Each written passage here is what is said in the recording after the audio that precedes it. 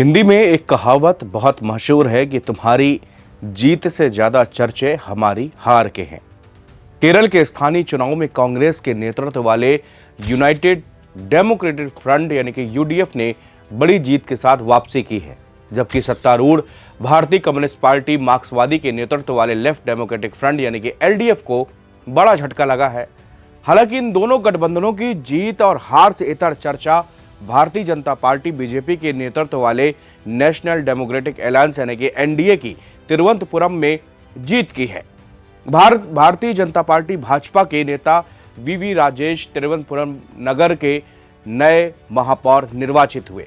वीवी राजेश के बारे में हम आपको नीचे तफसील से बताएंगे, लेकिन उसके पहले केरल में तिरुवनंतपुरम में ये जीत कितनी मायने हैं और इसके क्या असर आगे आपको देखने को मिलेंगे, वो आगे हम आपको बताते हैं।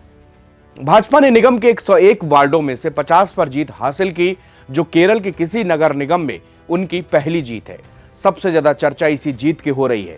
जिस प्रदेश में पार्टी को एक नेता भी नहीं मिलता था, कोई टिकट लेने को तैयार नहीं हुआ करता था, जहां पर पार्टी की विचारधारा भी कोई खास कमाल नहीं कर पाई, वहां अब कैसे बीजेपी सेंध लगा रही है।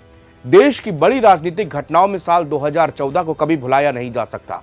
बीजेपी पहली बार प्रचंड बहुमत के साथ केंद्र में काबिज हुई।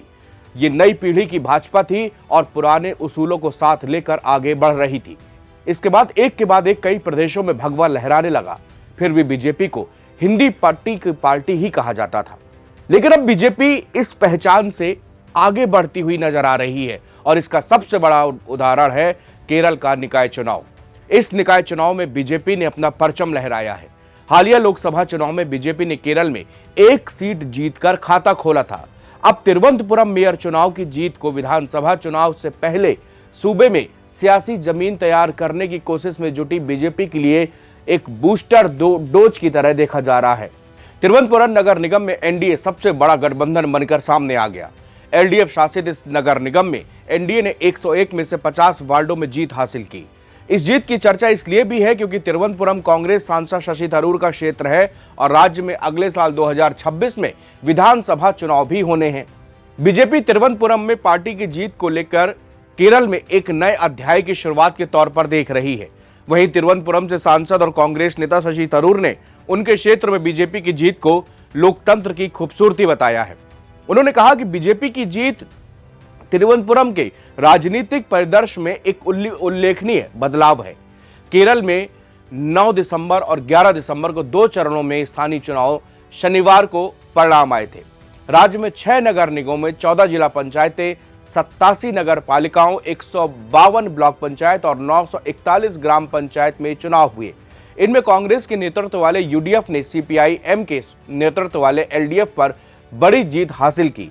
यूडीएफ ने 4 नगर निगम, 7 जिला पंचायतों, 54 नगर पालिकाओं और 89 ब्लॉक पंचायतों और 505 ग्राम पंचायतों में जीत हासिल की। वहीं यूडीएफ को 4 नगर निगमों कोल्लम, कोच्चि, त्रिशूर और कन्नूर में जीत मिली।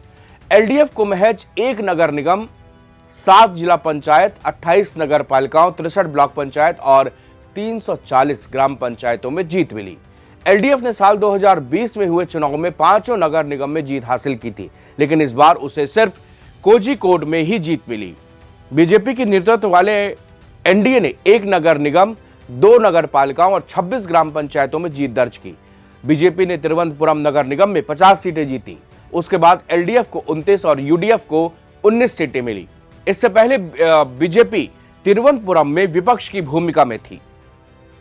वीवी राजेश केरल की राजधानी तिरुवनंतपुरम में भाजपा के पहले मेयर बन गए हैं। 9 दिसंबर को हुए स्थानीय निकाय चुनाव में केरल में भाजपा ने शानदार प्रदर्शन किया और तिरुवनंतपुरम निगम चुनाव में जीत हासिल की। इस जीत के साथ भाजपा ने तिरुवनंतपुरम नगर निगम में 45 सालों से चले आ रहे वाम दलों के शासन को समाप्त कर दिया। भाजपा को 50 वार्डों में जीत मिली है और भाजपा ने तिरुवनंतपुरम नगर निगम का मेयर वीवी राजेश को चुना। वही महिला नेता जीएस आशानाथ को डिप्टी मेयर घोषित किया। तिरुवनंतपुरम नगर कार्यालय में भाजपा के प्रदेश अध्यक्ष राजीव चंद्रशेखर और पार्टी के अन्य सीनियर नेताओं की मौजूदगी में राजेश महापौर पद के लिए निर्वाचित हुए। इस अवसर पर केंद्रीय मंत्री सुरेश गोपी और भाजपा के पूर्व प्रदेश अध्यक्ष के सुरेंद्रन भी मौजूद थे। वीवी राजेश ने तिरुवनंतपुरम नगर निगम के महापौर के रूप में शपथ ली। भाजपा ने करीब 4 दशकों के एलडीएफ शासन को समाप्त कर वहां पर भगवा लहराया था। राजेश ने कहा कि तिरुवनंतपुरम नगर निगम के 101 वार्डों को एक इकाई के रूप में देखेंगे और सभी को एकजुट रखते हुए आगे बढ़ेंगे। नवनिर्वाचित महापौर ने कहा कि हमारा लक्ष्य तिरुवनंतपुरम को विकास के मामले में देश के शीर्ष 3 शहरों में एक बनाना है। इस लक्ष्य को प्राप्त करने के लिए हम सभी के सहयोग की अपेक्षा करते हैं। वीवी राजेश भाजपा के वरिष्ठ नेता और तिरुवनंतपुरम जिले के पूर्व अध्यक्ष भी हैं। केरल में 2025 के स्थानीय निकाय चुनाव में वीवी राजेश ने कोंडुगानूर वार्ड से चुनाव लड़ा और 515 वोटों के अंदर से जीत हासिल की। वो पहले भाजपा के राज्य सचिव भी रह चुके हैं और भाजपा की युवा शाखा युवा मोर्चा के पूर्व राज्य अध्यक्ष भी रह चुके हैं। पेशे से वकील वीवी राजेश एक कुशल संगठनात्मक नेता भी हैं। वो 1996 से राजनीति में सक्रिय हैं। पार्टी संगठन और सार्वजनिक जीवन में लगभग 3 दशकों का अनुभव रखने वाले वीवी राजेश को केरल की राजधानी में भाजपा के महापौर के पद पे उम्मीदवार के रूप में प्रमुखता मिली थी। राजेश ने 2021 में केरल विधानसभा चुनाव में भाजपा उम्मीदवार के रूप में वट्टियूरु निर्वाचन क्षेत्र से चुनाव लड़कर अपने राजनीतिक सफर की शुरुआत की। उन्होंने 39,596 वोट हासिल कर सीपीआईएम के वीके प्रशांत के बाद दूसरा स्थान मिला था, जिन्हें 61,111 वोट मिले और उन्होंने 21,515 वोटों के अंदर से जीत हासिल की थी। पार्टी के एक वरिष्ठ नेता राजेश भाजपा के प्रदेश सचिव है और उन्होंने वर्षों से कई महत्वपूर्ण संगठन में भूमिकाएं अलग अलग निभाई भी हैं। बीजेपी अब केरल में एक अर्बन पॉलिटिकल पावर, जिसको शहरी राजनीतिक शक्ति के रूप में कहते हैं, वो उभरी है। इसने पालक्काड़ और त्रिपुनिथुरा जैसी सीट नगर पालिकाओं में भी अपनी पकड़ मजबूत की है।